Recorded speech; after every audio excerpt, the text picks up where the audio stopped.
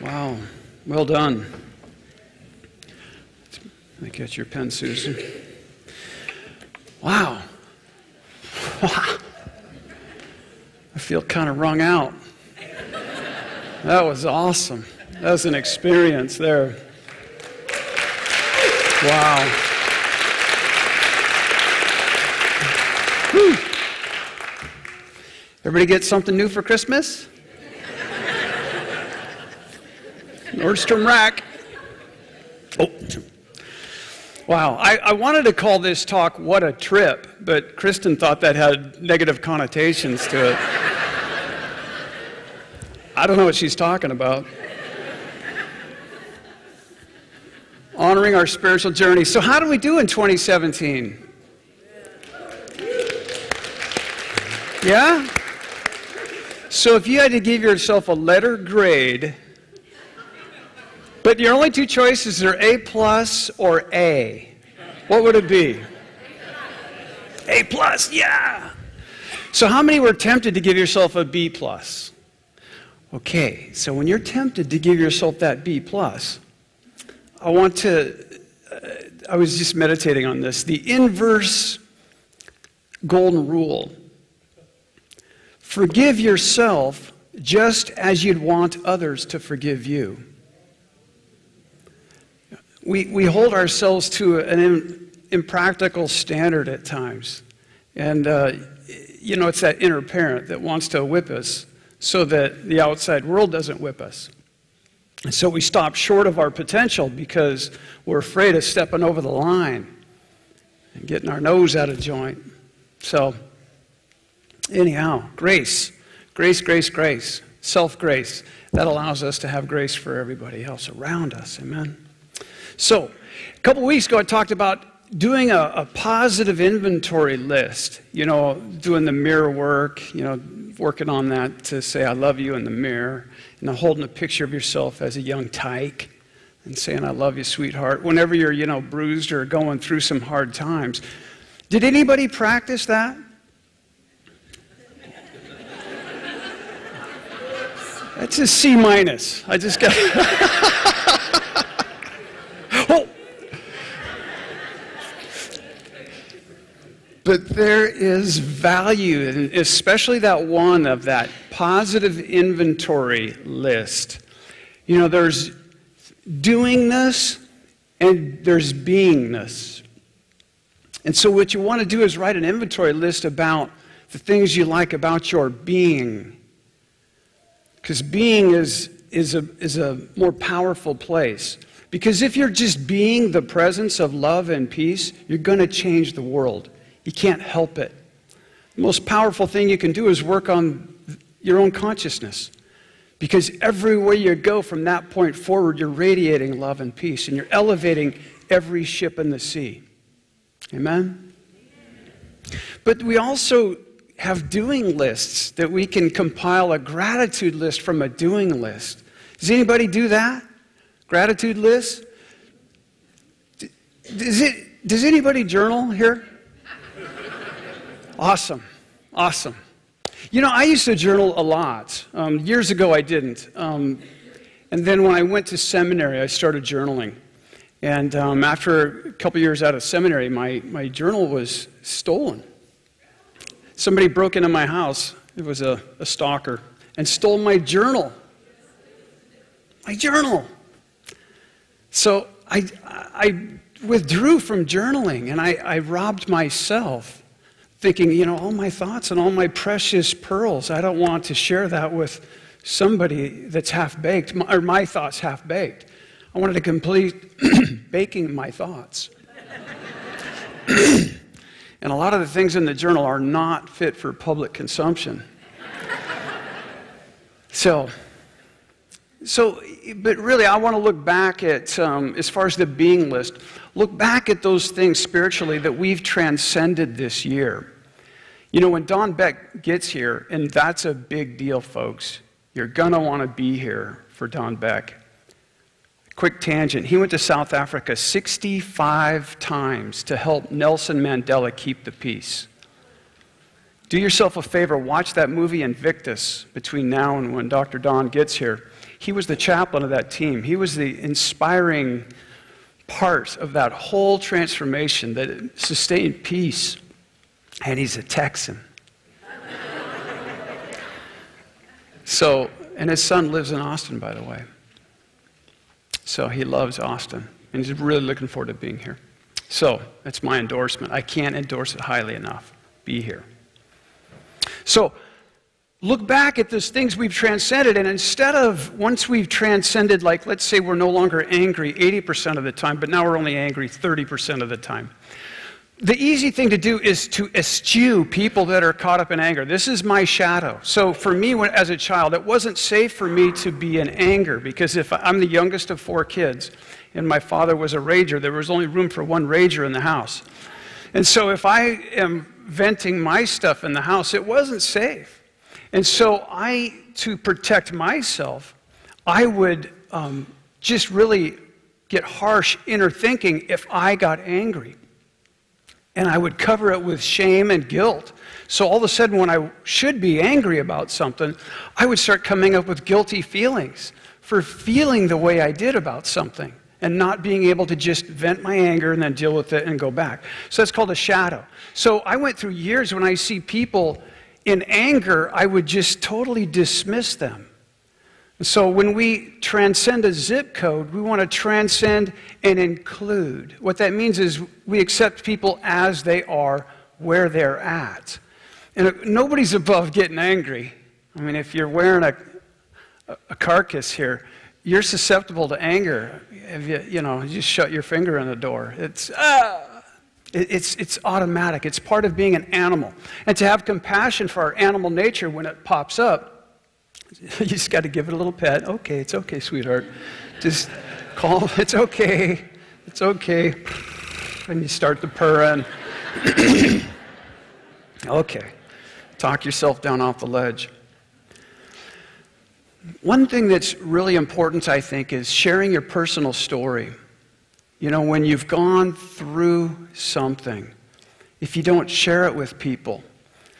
I just thought of a story where this woman, after she died, she was a maid, and she was very quiet, very introverted, but after she transitioned, they discovered thousands of rolls of film that weren't developed and some that were, and she was this amazing photographer, but nobody knew it.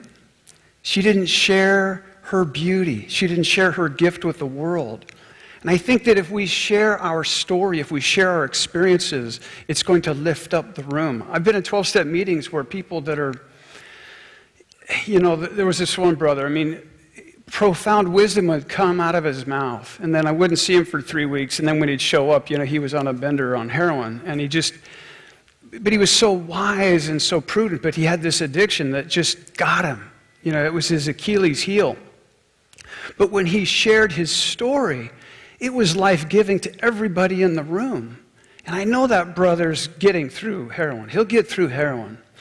But he brings power, and he lifts the consciousness of the people around him by his humility and his authenticity, his willingness to own his junk and not blame circumstances, but to be in a 12-step meeting of trying to work on other things. He was in a meeting for codependence. But he's working on his junk at the root level, getting that substance abuse is just another continuum of the same spectrum. As a human, we're craving comfort, validation, acceptance. It's the human addiction. If you're human, you've got that addiction. It's the payoff that we get for being in the herd. Because if we're ostracized, that root consciousness that evolved through a herd of animals, it's certain death if you're outside the herd. So it's innate. We must be a part of the herd. We'll dress alike. We'll do whatever we can. We won't be too, farmer is a man outstanding in his field. You won't be too far outstanding. You'll want to be in the pack so that you're not odd, peculiar. It's not safe. So, how many folks are in a mastermind group? Awesome. See, I didn't really realize that I was a part of a quasi-mastermind group for years, 30 years of just having close circle of buds where, we used to call it share and bear back in the day.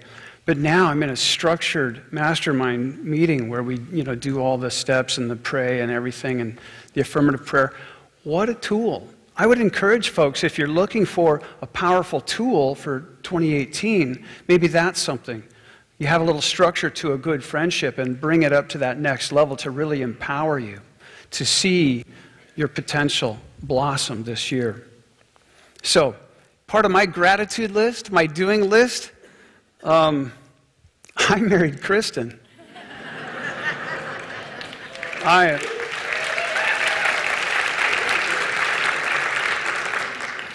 She is the grown-up version of Pollyanna. She's amazing. She's practically perfect in every way.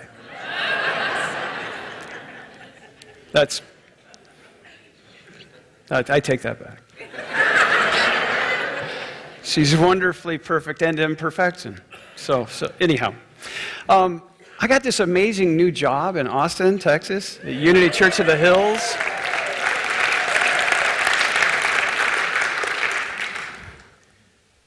My son, Ben, decided to move 1,900 miles from Seattle to be with us here and go to school here.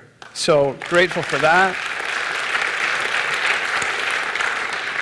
And Cody, Kristen's 17-year-old, and I get along really well. He doesn't hate me for marrying his mother. I mean, that's just, we get along great. But anyhow, those are examples. Has anybody not written a gratitude list or anything like that for this year? Okay, here's homework. You can pull out your phone and you can text yourself some gratitude things that pop up. Just text them to yourself as they pop up. Or you can grab a piece of paper in front of you. But do this. It'll just like, yeah. And we're going to work towards getting something. Oh, I thought you were motioning to me. Ellen's crying, but it's okay. It's just morning. No, she's not. It's just Texas. So, something else. Jesus said, "You are a river of living water." The physics of a river are it must give in order to stay fresh, clean, and pure. So here's the question. What is my outflow? If we don't have an outflow, we become a pond. Start smelling funny after a while. So some of us, maybe we're at a place of being. Maybe we're just at a place of intercessory prayer or metta, where we're just holding people and sending them love spiritually. You can do amazing healing work spiritually from thousands of miles away. There's no limit to spirit. It's just instantaneous. You can work on that. I've shared before working on healing with my mother from 1,800 miles apart. It was amazing, amazing results. Incredible things that can happen in consciousness when we're willing to be there. But, for some, maybe it is doing. It's feeding the homeless, feeding the hungry, remodeling houses, helping people fix and do. Whatever talents we've been given, if we invest those talents, there's this amazing flow of love and peace that we experience. You can't help it. When you give, gosh, what book was that? One of Wayne Dyer's books. It's better to give than receive. So they wired up people. And one person gave this gift to another person, and they both experienced the same level of endorphin boost. And then they wired up witnesses, and they experienced the same thing. We literally raise consciousness by giving, doing, being, a presence of love and peace and construction in the world. We build positive things. We're all about doing the positive, thinking the positive, being the positive. And it's okay to look at yourself and look at what you've done and go, wow, you've done a good job. Look in the mirror and say, I love so many things about you. State your name. And I also love the things you do. And it's okay to give yourself credit, to elevate your consciousness, to feel good about what you've done. The inner voice, we want the inner voice to be loving In ACA, we learn to become your own loving parent if our parent wasn't a loving source. We own it, and we step forward, and we become that which we've lacked so that there's no deficiency. We're not needy. Remember, the human addiction is needy. Babies cry. Grown-ups cry when they don't get their needs met. So if we can learn how to soothe those needs, well, I got another funny story, by the way. Yeah, this is before Christmas. I'm like, man, my skin's getting so dry. It's been 5 years since I've been in a winter climate. Last 3 years was San Diego, and the year before that, I was in the middle of a 6-month stint in Hawaii in my internship. And I noticed how dry my hands are getting. I used to work in a freezer 10 below zero, and we used to do this thing where we'd put bag balm on our hands and put socks on your hands and then go to sleep so that your hands would heal. Because when it's that cold, there's zero moisture in the air. And you can grab some things. I worked in a warehouse, and if you bang your fingertips, it would split the skin on your fingertips. And so it was just painful all the time. It's a cold version of hell. In my Teamster years, I was a Teamster for 8.5 years. But I was like, oh my gosh, I'm going to have to get some bag balm and moisturize my skin because my hands are getting all splitty. Then we had a Christmas party with the board and the staff. And, you know, we called it Klepto Kringle. So it was kind of a white elephant, but they wanted, you know, kind of nice gifts. So I pick up Shea Butter. And I walked out with Shea Butter because nobody stole it from me. So Kristen's like, you manifested that. I did not. Oh, yeah, I did. But I got to tell you, the Shea Butter works really good, guys. It's good stuff. You can steal some sometime. It works great. Okay, where were we? Some of the things we can do, you know, for some of us that are in 12-step, maybe we do that 12-step. We help people. We help people from where we were to where you see where they can be. Or we practice our 5th principle in unity, which is not just knowing about the truth, we live it, people see it, and we share it. We elevate consciousness that way. Maybe be a big sister or a big brother. Wow, there's a powerful influence we can have in a person's life. I remember one time I was working at a restaurant, and I felt lost. I was kicked out of high school at the time. So I was working double shifts at this restaurant. And I was, always in trouble as a kid. And I'm taking a break out back behind this restaurant, and I was really down. And this lady comes up. She's a customer to a French cuisine restaurant, very nice place. And she goes, "What's wrong?" And I said, "Oh, man." Or I might have said, "Oh, God," or something like that. She goes, "God's right here." And I'm like, he's a million miles from here. And she stood with me. She goes, "No, God's right here." And she was just loving on me and trying to send me some love. And that was one of those things I would reflect back on at that time I was agnostic. I was looking for the truth. And I just remembered her tenderness, her gentleness. And she was loving on me.